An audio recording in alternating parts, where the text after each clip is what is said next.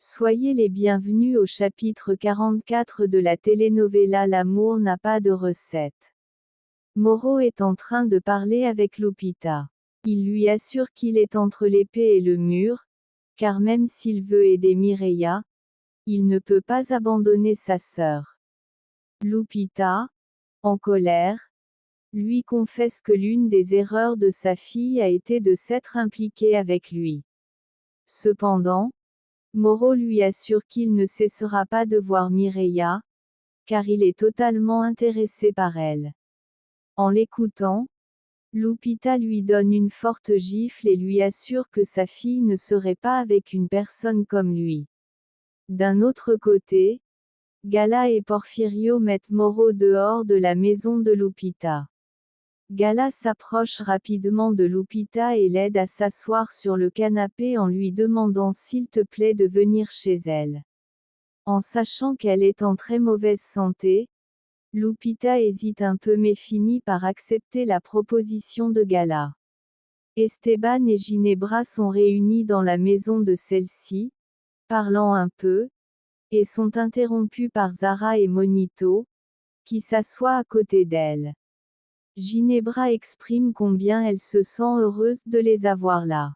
Samara, avec son lapin dans les bras, dit à sa mère qu'elle est très heureuse maintenant que Kobia et Monito vivent avec elle.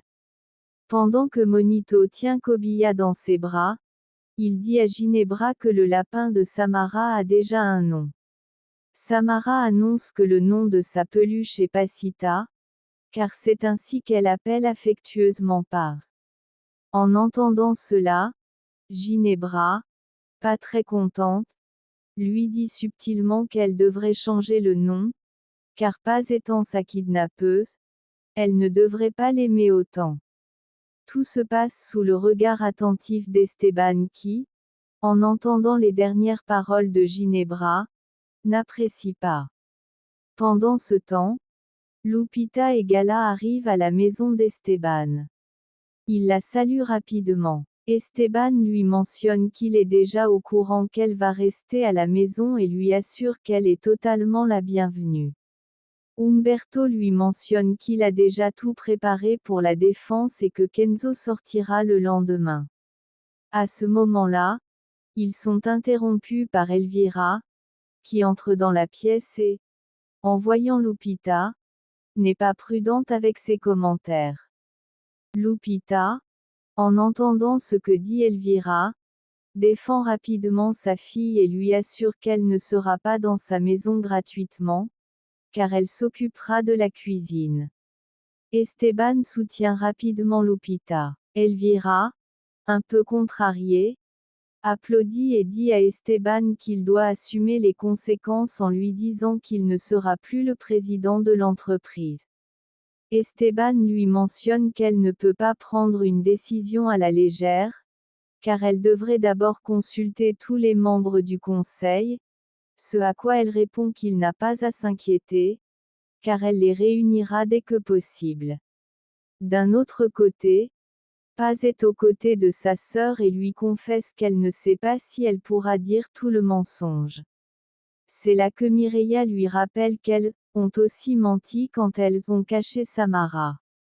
En l'écoutant, Paz lui donne raison mais change aussi sa façon de penser, car elle pense que parfois il est nécessaire de dire quelques mensonges pour pouvoir découvrir la vérité. Cependant, Ginebra se trouve avec Moro en train de parler. Elle lui confesse qu'Esteban la trouble beaucoup, mais elle est aussi certaine qu'il prépare quelque chose. Pourtant, Moro lui demande de se calmer en lui rappelant qu'Esteban ne ressentira jamais quelque chose pour elle. Ginebra se fâche et comprend parfaitement qu'Esteban a des sentiments pour Paz. Malgré qu'elle connaisse les sentiments d'Esteban, elle ne permettra pas qu'il et Paz puissent être ensemble. En entendant le bruit que font Samara et Monito, il pose sa coupe de vin sur la table et se dirige rapidement vers la chambre des enfants.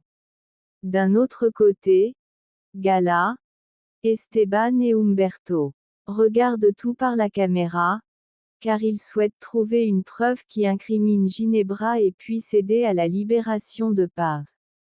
Pendant qu'ils observent les enfants, qui jouent joyeusement, Ginebra arrive très énervée et leur demande d'arrêter le bruit.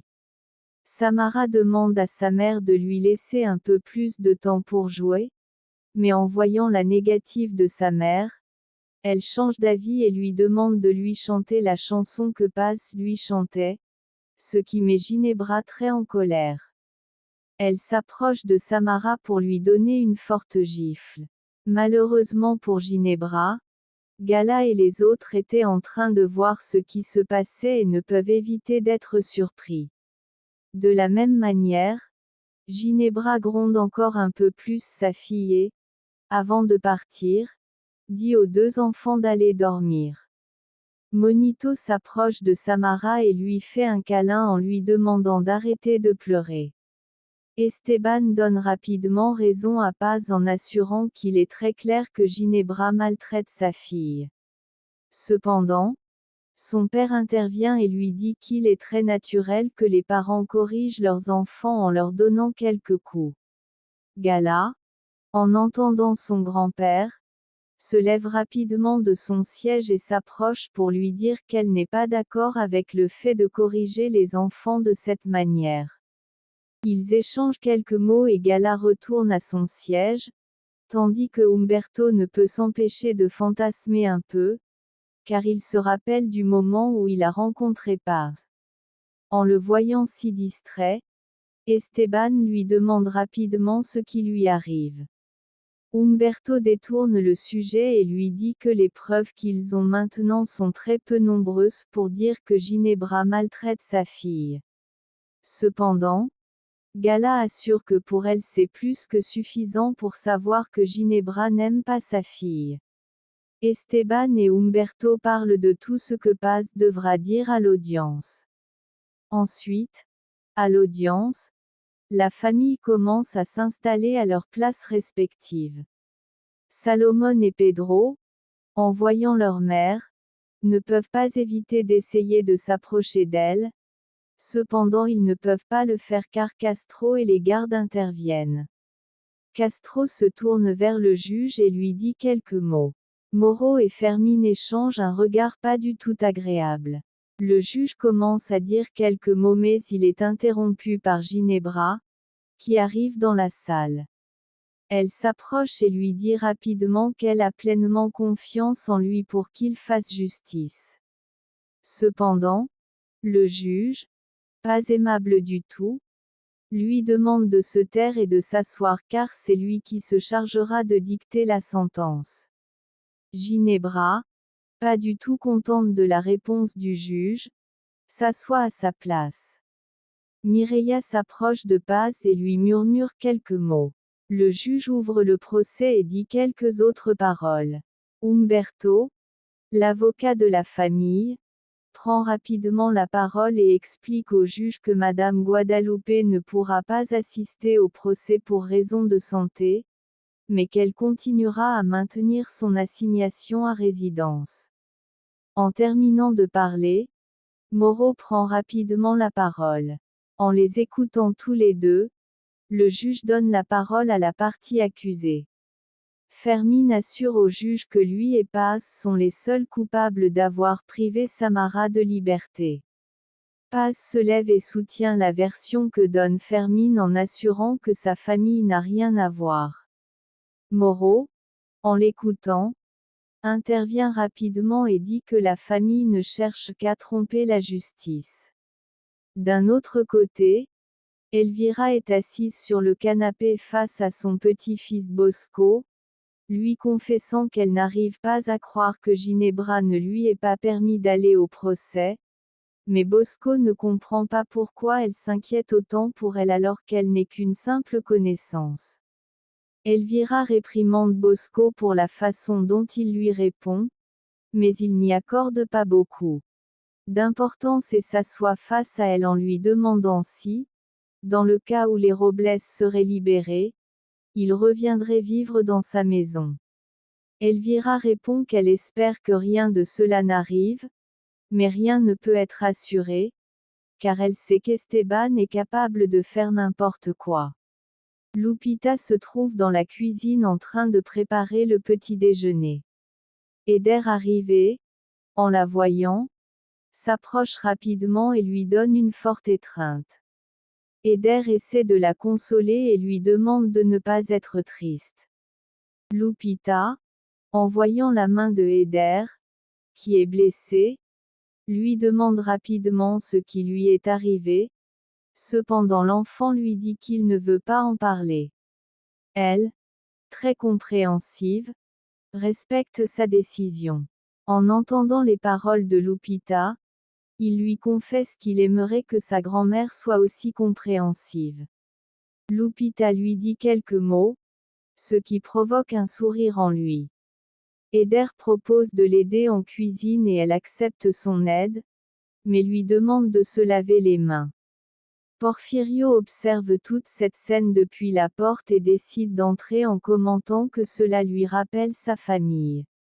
Eder se rend compte que Porfirio regarde Lupita d'une manière spéciale et lui demande pourquoi il le fait. Il devient nerveux et donne une réponse rapide. D'un autre côté, Moro assure au juge qu'il y a des témoins qui peuvent vérifier que Paz et sa famille savaient qui était Samara. Umberto intervient et assure que la famille n'avait aucune idée de l'identité de la petite, se rappelant exactement le moment où lui et Esteban expliquent à Paz qu'elle doit mentir en suivant le plan. Umberto dit au juge qu'il y a longtemps Paz a perdu sa fille et que, en désirant sa fille, elle avait souvent des hallucinations, faisant savoir que l'officier Castro a connaissance de l'histoire de Paz. En entendant son nom, Castro prend la parole et corrobore l'information de l'avocat.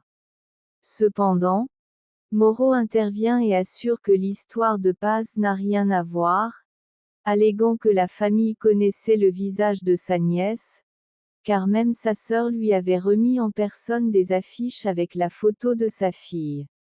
Moro proteste en disant qu'il est impossible qu'il n'ait pas pu reconnaître qu'il s'agissait de la fille de Ginebra.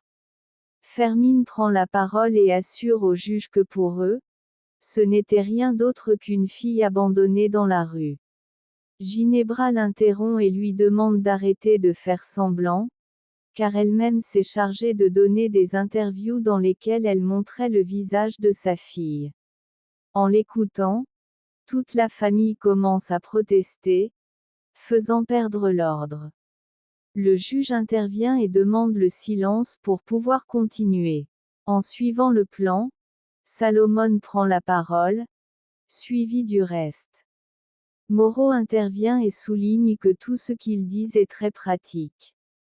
Umberto l'interrompt et dit que chacune des paroles de ses clients est vraie, car il y a même une plainte qu'ils ont déposée contre Fermine pour maltraitance, ce que Castro corrobore. Cependant, le juge, assez déconcerté, lui demande de lui expliquer ce que tout cela a à voir avec l'affaire actuelle. Paz prend la parole et commence à raconter au juge qu'après que Fermine est sortie de prison, il est allé le voir et a commencé à vivre avec elle et sa famille. Tous deux assurent qu'en trouvant Luna, elle leur a rappelé leur fille et c'est pourquoi ils ont décidé de la protéger et de la cacher. Mireia intervient également et mentionne au juge qu'elle, sa mère et ses enfants n'ont pas voulu laisser Paz seule dans toute cette affaire, car ils n'ont jamais fait confiance à Fermine. Tous continuent à soutenir la version, mais Ginebra intervient et demande au juge de ne pas permettre qu'il soit trompé. D'un autre côté, Porfirio est assis face à Lupita et Eder pendant qu'il boit un café et lui dit combien il est bon. Il dit à Lupita qu'il n'arrive pas à croire que Paz ait pu l'aider autant malgré le fait de ne travailler qu'avec une seule main. Elle lui dit qu'il est bon de s'habituer à faire les choses de différentes façons. Porfirio intervient et lui dit qu'il ne devrait pas se préoccuper, car au moment où il se mariera, son épouse se chargera des tâches ménagères.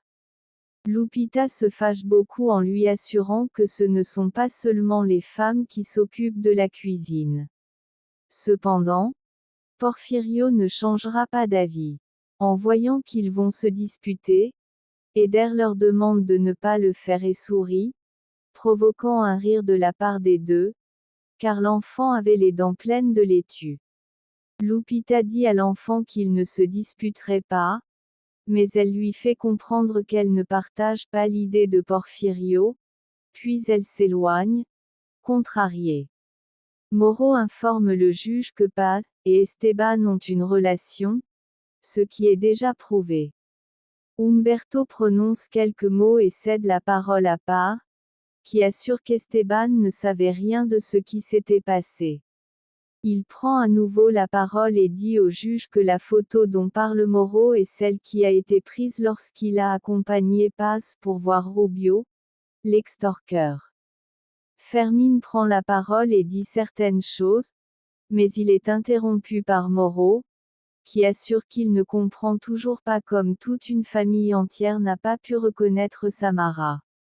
Humberto continue de défendre ses clients et le juge déclare l'audience terminée. Avant de partir, Ginebra s'approche de Paz et assure qu'elle ne la laissera pas libre.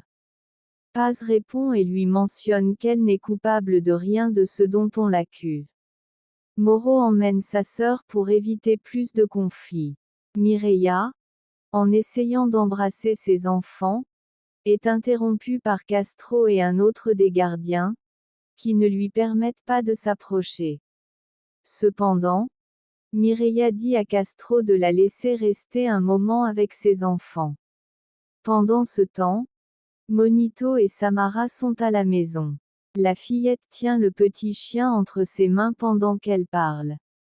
Le petit lui demande si elle n'a rien vu, mais Samara n'est pas d'une grande aide, car elle assure qu'elle n'a rien vu. Monito prend une figurine qui se trouve sur la table et, en l'observant, il peut voir des chiffres gravés dessus, et il fait le commentaire que cette figurine se vendrait très bien. En l'entendant, il se rappelle qu'il avait promis de ne plus voler. Samara s'approche d'une photo sur laquelle se trouvent sa mère et son père, commençant à retenir des souvenirs qu'elle avait partagés avec son père. De l'autre côté, ils sortent de l'endroit où s'est déroulé le jugement et échangent quelques mots, mais Ginebra s'arrête et regarde Moro, disant qu'elle a pu se rendre compte de la façon dont il a regardé Mireia, lui rappelant que s'il est capable de la trahir, il ne s'en sortira pas bien. La famille Robles a finalement pu se réunir, et tous s'enlacent fortement. Salomón profite du moment et raconte à sa mère que Fermín les a beaucoup protégés, qu'il a même défendu Pepe contre Rubio. Salomón s'approche de Gala et la remercie pour tout ce qu'elle a fait pour lui et sa famille. Il la remercie aussi d'avoir protégé Pepe. Fermín leur dit qu'il les a toujours considérés comme sa famille, même si eux ne le font pas. Mireia le remercie également d'avoir protégé son fils. Kenzo échange quelques mots avec Esteban. Humberto explique à la famille qu'ils devront encore rester en prison jusqu'à ce que le juge rende sa décision finale. Tous commencent à être emmenés dans leurs cellules respectives. Paz s'approche d'Esteban et lui dit quelques mots en le remerciant pour ce qu'il fait pour eux. Peu après, Gala arrive et embrasse son père, et Paz leur fait ses adieux. Lupita arrive au bureau d'Elvira. Ainsi, elle s'approche et fait un commentaire de mauvais goût, mais Lupita ne reste pas silencieuse. Elles échangent quelques mots, mais sont interrompues par Porfirio. Elvira, très contrariée, lui demande ce qu'il fait dans sa maison. Eder informe qu'il l'a invité à prendre le petit déjeuner. Elvira et Porfirio continuent d'échanger quelques mots, mais elle est très dure avec lui, ce qui fait intervenir ses petits-enfants. Cependant, l'homme, se sentant mal à cause des paroles qu'Elvira lui a dites, s'en va. Bosco dit à sa grand-mère qu'elle a dépassé les limites et Eder s'en va en disant qu'il n'a plus faim. Avant de partir, il dit à sa grand-mère de profiter du repas, car c'est lui qui l'a préparé. Elle essaie de dire quelque chose à son petit-fils, mais il l'ignore. Eder se dirige vers son grand-père, qui se trouve dans le jardin. En s'approchant de lui, il lui dit qu'il est bon de pleurer, mais Porfirio lui demande de le laisser seul. Avant de partir, l'enfant lui rappelle qu'il l'aime. D'un autre côté, Kenzo est réuni avec les membres masculins de la famille Robles. Pendant qu'ils parlent, ils sont interrompus par l'un des gardiens, qui informe qu'il doit se préparer car il va être libéré. Avant de partir, Salomon demande à Kenzo de ne pas s'inquiéter, car ils prendront soin les uns des autres. Kenzo le remercie et serre Nandi dans ses bras. Ils se tiennent les mains et se regardent intensément.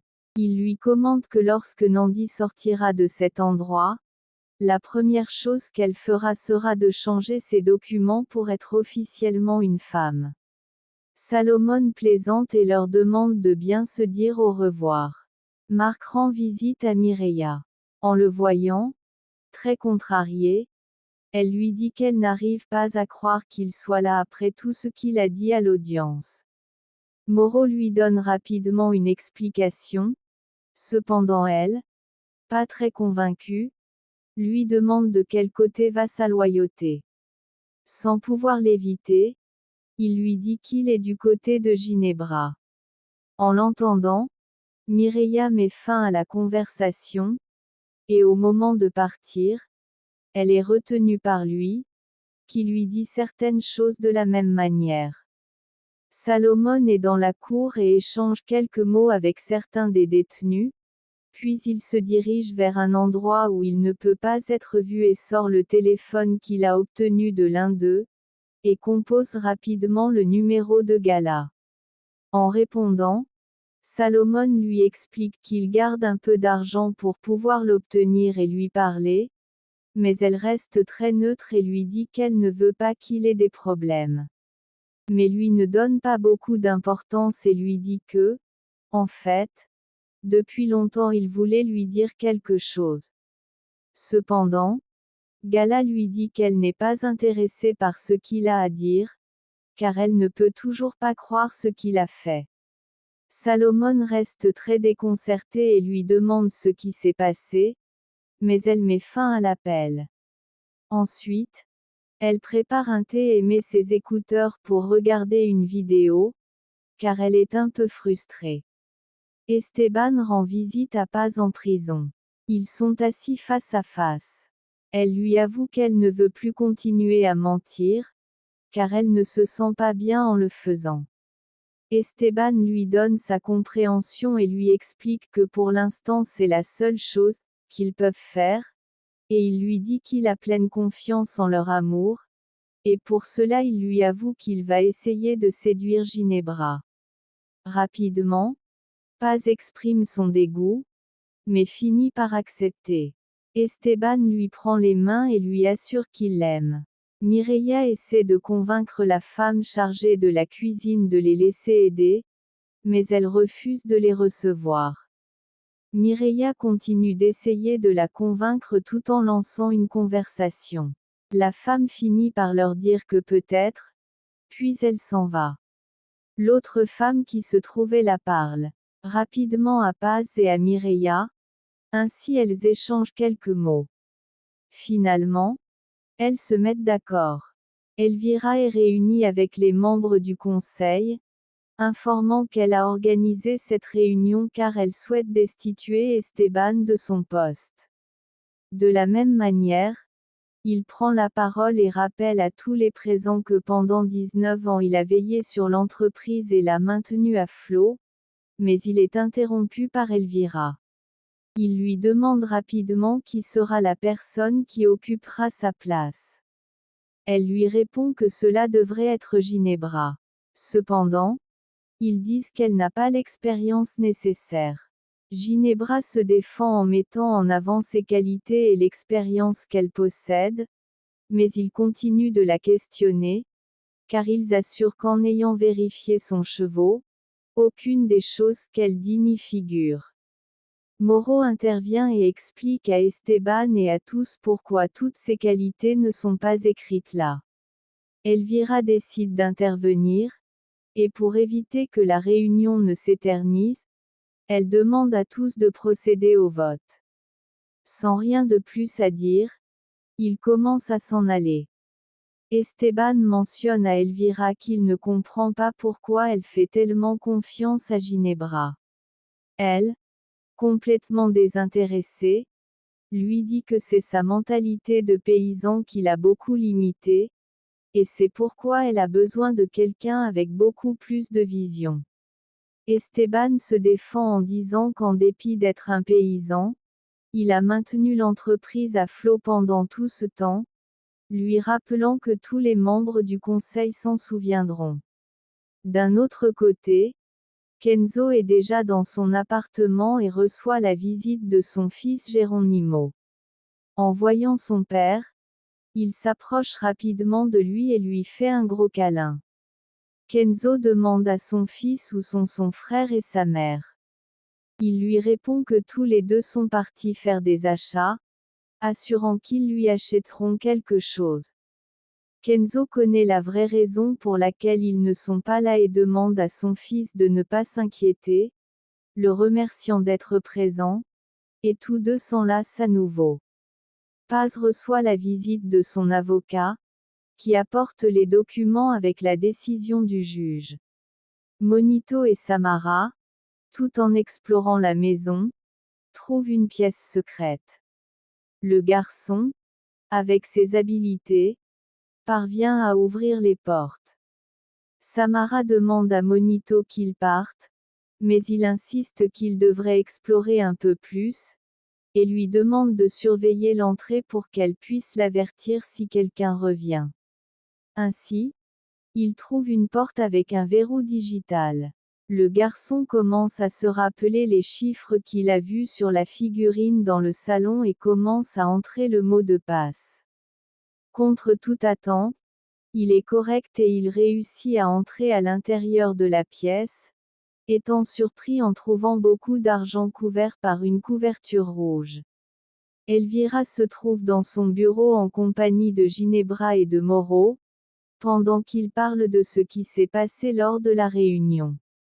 Ginebra demande encore une fois pourquoi elle veut qu'elle soit la directrice de l'entreprise.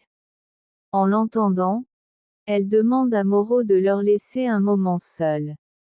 Déjà seule, Elvira demande à Ginebra de s'asseoir en face d'elle et, très nerveux, commence à parler en lui révélant qu'elle est sa mère. Jusqu'ici cet extrait. Si cela t'a plu, laisse-nous un j'aime et un abonné. C'est la fin.